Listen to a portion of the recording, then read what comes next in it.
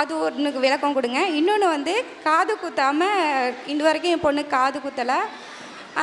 அது வந்து எப்படின்னா, இவ்வளோ நாளாக நாங்கள் அவளை சமாளிச்சிட்டோம். இப்போ பிள்ளைங்களோடு அவள் இருக்கும் போது எல்லாம் கேலி செய்கிறதும் பண்ணுறதும் அவள் ரொம்ப மனசு கஷ்டப்படுறா. அவளுக்கும் அந்த ஆசைகள் எல்லோரும் அழகழகாக போட்டுட்டு வரும்போது அவளுக்கு ரொம்ப ஆசைகளை தூண்டுது. நாங்கள் வீட்டில் கண்ட்ரோல் பண்ணாலும் வெளியில் அவள் ஸ்கூல் போயிட்டு வரும்போது ரொம்ப மனசு கஷ்டத்தோடு வரா. சரி நம்ம செஞ்சலாம் அப்படின்னு சொல்லிட்டு வரம்பு மீறி வரதா ஆகிடுமா அதை செஞ்சா? அதுக்கு விளக்கம் கொடுங்க. அடுத்து காது குத்துறது. காது குத்தாமல் நாங்கள் இருக்கிறோம், குத்தாமல் இருக்கலாமா அந்த கருத்தில் கேட்குறாங்க. காது குத்துறது மூக்கு குத்துறது ரெண்டையும் எடுத்துக்கிடுவோம்.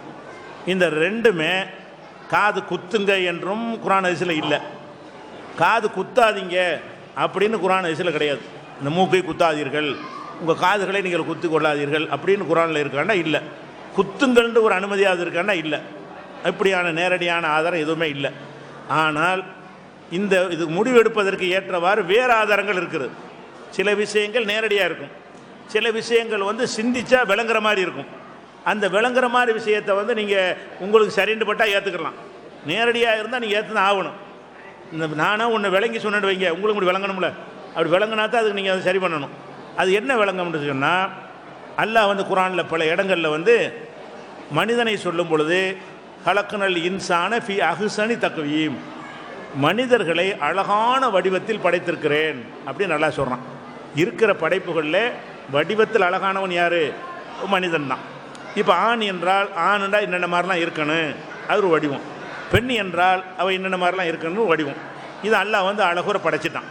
இப்போ வந்து அல்லாஹ் அழகாக வடிவத்தை படைச்சிருக்கும்போது இல்லை இங்கே ஒரு ஹோல் இருந்தால் தான் அது அழகு, இங்கே ஒரு ஹோல் போட்டால் தான் அழகுன்னு நம்ம சொல்ல வந்தோம்னு சொன்னால், அப்போ அழகான வழியில் அல்லாஹ் படைச்சிருக்கேங்கிறான். அல்லாஹ் படைச்சதில் குறைகான்றது தானே. பவுடர் பூசுறது, மேக்கப் போடுறது அது ஒரு விஷயம், படைப்பில் மாற்றுறது கிடையாது.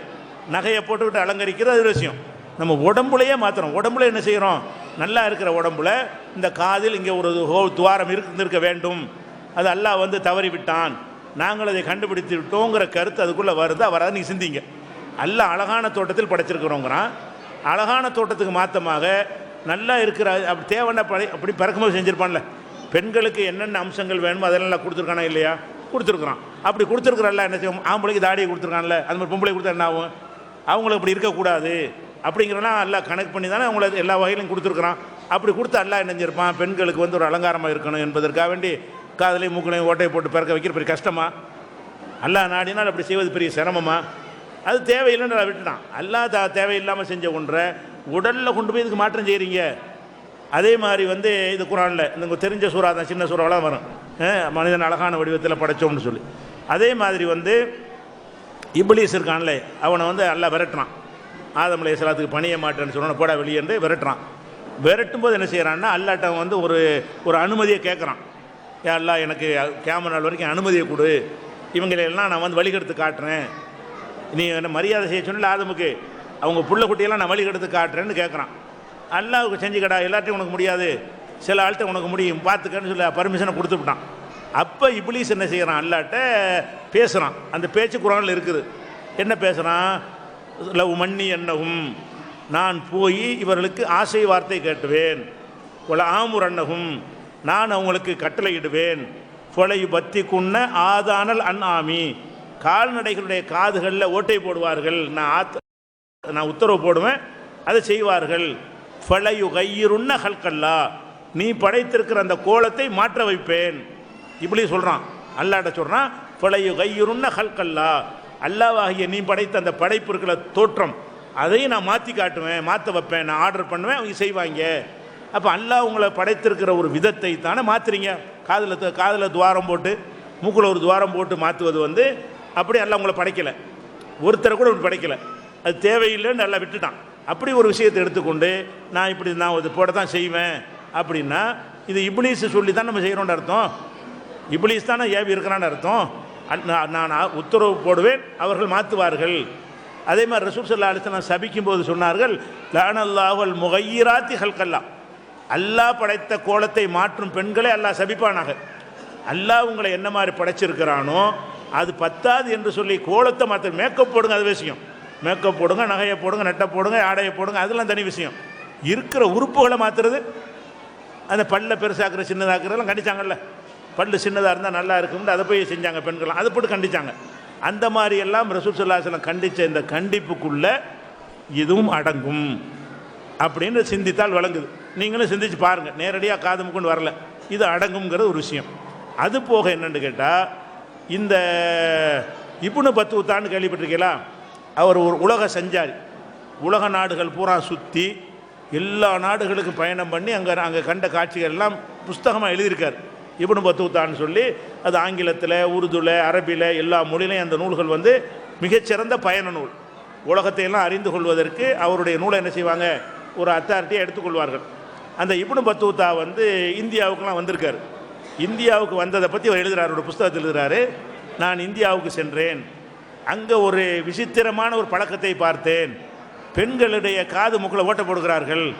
அப்போ ரசூல்லா காலத்தில் இல்லைன்னா எங்கேயுமே இல்லைன்னு வழங்குது.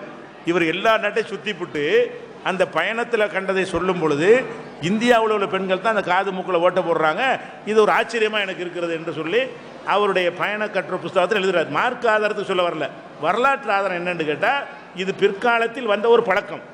இது வந்து அரபுகள்கிட்ட இருந்திருந்தால் அவர் எழுதியிருக்க மாட்டார். அரபு நாட்டில் வர்றாரு, ரசூல்லா காலத்தில் இருந்துருச்சுன்னு சொன்னால் அந்த பழக்கத்தை செஞ்சார்கள்னு சொல்லியிருப்பார். அப்போ அரபுகள்கிட்ட இல்லை, அமெரிக்காவில் இல்லை, யூரோப்பில் இல்லை, உலகத்தில் இப்போ நீங்கள் பாருங்களேன், பொம்பளை காதை ஊற்றிருக்கிறாங்க. அமெரிக்கா பொம்பளை காது ஊற்றிருக்காளா? ரஷ்யா பொம்பளை காது ஊற்றிருக்கிறாளா? உலகத்தில் அவங்களும் பொம்பளை தானே. நம்ம நாட்டில் தான் ஏதோ ஒரு புனிதம்னு சொல்லி ஒரு காரணத்தை சொல்லி ஏதோ குத்த வச்சுருக்கிறாங்க. அதுக்கு நிறைய சடங்கெல்லாம் செய்கிறாங்க, மத சடங்கெல்லாம் செய்கிறாங்க. அதை காப்பி அடித்து முஸ்லீம்கள்ட்ட நம்மளும் என்ன செய்கிறோம், செய்து கொண்டு இருக்கிறோம். அப்போ இது நல்லா இருக்கிற இதை வந்து அது கெடுக்கிறதுங்கிறது ஒரு விஷயம் இருக்குது. அது ஒன்று. ரெண்டாவது என்னென்னு கேட்டால், சில நீங்கள் பக்கத்தில் காரைக்குடியெலாம் போய் பாருங்கள், உங்களுக்கு தெரியும். காரைக்குடி தேவட்டையெல்லாம் போனீங்கன்னா இந்த காதில் குத்தி பாம்படம்னு போடுவாங்க. பாம்படம்னு அதுக்கு பேர்.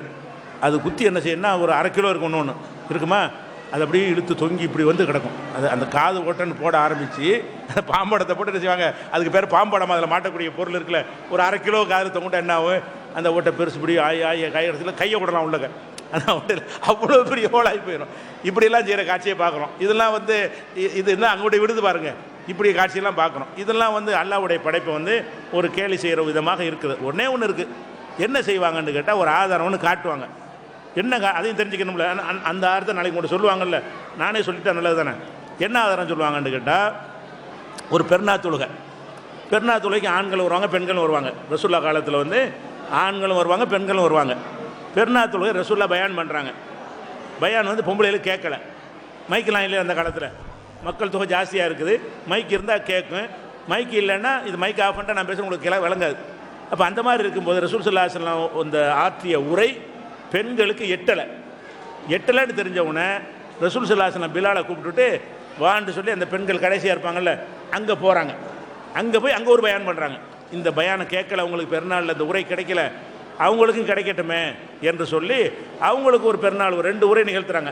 ஆண்களுக்கு ஆற்றிய உரை பெண்களுக்கு கேட்கவில்லை என்று சொன்னால் இன்னொரு உரை நிகழ்த்தலாம் அப்படிங்கிறதுக்கு ஒரு ஆதாரமாக எடுத்துக்கலாம். அது ஒன்று. போய் பயான் பண்ணுறாங்க. பயான் பண்ணும்போது தர்மம் செய்யுங்க, தர்மத்தை கொண்டு தான் நீ நரகத்திலேருந்து நீங்கள் தப்பிக்க முடியும்னு சொல்லி தர்மங்கிற தலைப்பில் பேசுகிறாங்க. ரசூல் ஸல்லல்லாஹு அலைஹி வஸல்லம் வந்து சதக்காவை பற்றி பேசுகிறாங்க. அப்படி பேசி முடித்த உடனே பெண்கள்லாம் என்ன செய்கிறாங்கன்னு கேட்டால், அவங்களால ஏன்றதை வந்து நாங்கள் தர்மம் செய்கிறோன்னொன்னே பிலால் இப்படி துண்டை விரிக்கிறார். எல்லார் பக்கமும் கொண்டு போய் உங்களை வாளி ஏந்துறாங்கல்ல, இப்போ இந்த வாளி ஏந்திரக்கெல்லாம் அதிசல ஆதாரம் இருக்குது, இதுலேருந்து ஆதாரம் இருக்குதா வசூல் பண்ணலாங்க இருக்குது. அந்த மாதிரி என்ன செய்கிறாங்க, பிலால் வந்து அவர் துண்டை விரிச்சிட்டே போகிறார். அவங்கவுங்க காசு உள்ளவங்க காசை போடுறாங்க, அது எதை போடுறாங்க. அதில் வருகிறது அவங்க காது வளையங்களையும் வளையல்களையும் போட்டார்கள்னு வருது. காது வளையம் போட்டார்கள்னா காது குத்திருக்காங்கன்னு இது ஒன்றை வச்சு காட்டுவாங்க. இந்த காது குத்தலாம்ங்கிற கட்சிக்காரங்க என்ன செய்வாங்கன்னு கேட்டால், இந்த பெருநாள் உரையில் வரும் பொழுது அந்த பெண்கள் காது அணிகளையும் அப்புறம் வந்து வளையல்களையும் மோதிரங்களையெல்லாம் அள்ளி தர்மமாக போடுறாங்கன்னு வருது. மோதிரம் பஞ்சாயத்து இல்லை, அது போட்டுக்கலாம். வளையல் பஞ்சாயத்து இல்லை, இந்த காது அணின்னு வருதில்ல. அப்போ என்ன விளங்குகிறது, காது குத்தலாம் என்று விளங்குகிறது. காது குத்தினா தானே காதில் வளையம் போட முடியும், காது அணிகிறதா இருந்தால் அப்படிங்கிற அர்த்தத்தில் வந்து சொல்கிறாங்க. அது மறுக்க முடியாது. காதணின்னு அதுதான், காதில் போடுறதான் காதணி. ஆனால் அதில் என்ன விளங்கணுமோ அப்படி விளங்கணும். என்ன விளங்கலாம்னு கேட்டால், காது குத்தலாம் என்று அதில் விளங்க இயலாது. என்ன விளங்கலாம், ஏற்கனவே காது குத்தி இருந்தால் அது நீங்கள் தூர்க்க தேவையில்லைன்னு விளங்கலாம். ரசூல்லா அதை காது குத்துனதை தடுக்கலை, அதுதான் அதில் கிடைக்குமே தவிர ரசூல்லாவுக்கு முன்னாடி ஒரு பொம்பளை உட்கார வச்சு காது குத்துனாங்கன்னு காட்டினா தான் காது குத்துறதுக்கு அங்கீகாரமாகும். முன்னரே நீங்கள் தௌஹீதுக்கு வரும்போது குத்திருப்பீங்க, அதுக்காக வேண்டி அதை போட்டு அடைக்கணுமா? முன்னாடி செஞ்சாச்சு, செய்கிறது தான் தப்பு, செஞ்சுட்டா என்ன ஆகுறது? அந்த மாதிரி தான் அந்த ஹதீஸை இணைச்சினா அதையும் ஏற்றுக்கிறணும், அதுவும் ஹதீஸ் தான். எனக்கு ஹதீஸு உனக்கும் ஹதீஸுன்னு போய் சொல்ல முடியாது, எல்லாத்தையும் நமக்குள்ள தான். ஹதீஸ்னு வந்துருச்சுன்னு சொன்னால் இது எங்கள் ஹதீஸ் இது உங்கள் ஹதீஸ்ன்னு பிரிக்க முடியும்? எல்லாருக்கும் அந்த ஹதீஸ் தானே. அதுக்கு நம்ம கட்டுப்படணும். அந்த அந்த காதணியை கலட்டி போட்டார்கள் என்பதை நம்ம என்ன முடிவுக்கு வரலாம்? அப்போ காதை சிதைக்கக்கூடாது, அந்த உருவங்களை சிதைக்கக்கூடாதுன்னு இருக்குது. அது சாபத்துக்குரியன்னு அதையும் நம்ம கவனத்தில் கொள்ளணும். இதை ஏற்றுக்கிட்டு அதை மறுக்கக்கூடாது, அதை ஏற்றுக்கிட்டு இதை மறுக்கக்கூடாது. ரெண்டையும் ஏற்றுக்கிற என்ன செய்யலாம்? அந்த காதணி என்பது ஏற்கனவே குத்தி இருப்பார்கள், ஜாகிலியா காலத்தில் இருந்திருக்கும், அந்த இதில் போட்டிருப்பாங்க. போட்டதை ரசூலுல்லாஹ் என்ன செய்யலை, தடுக்கவில்லை. இப்போ நீங்கள் காது மூக்கு குத்தி இருப்பவர்கள் முன்னாடியே குத்தி இருந்தீங்கன்னு சொன்னால் அதை நீங்கள் பயன்படுத்தி கொள்ளலாம் அப்படிங்கிறதுக்கு இந்த ஹதீஸ் ஆதாரமாக காட்டலாமே தவிர காது புதுசாக குத்தலாம் என்பதற்கு ஆதாரமாக காட்ட இயலாது. இது இரண்டையும் இணைத்து வைக்கக்கூடிய ஒரு விளக்கம். இது ரொம்ப நேரம் விளக்க வேண்டிய ஒரு தலைப்பு. இருந்தாலும் onlinepj.in இந்த காது மூக்கு குத்தலாமான்னு எழுத்து வடிவிலையும் கட்டுரை போட்டிருக்கிறோம், வீடியோ வடிவிலையும் நீண்ட நேரம் பேசின வீடியோ இருக்குது. அதில் கூடுதலாக பார்த்து தெரிஞ்சுக்கணும். அடுத்து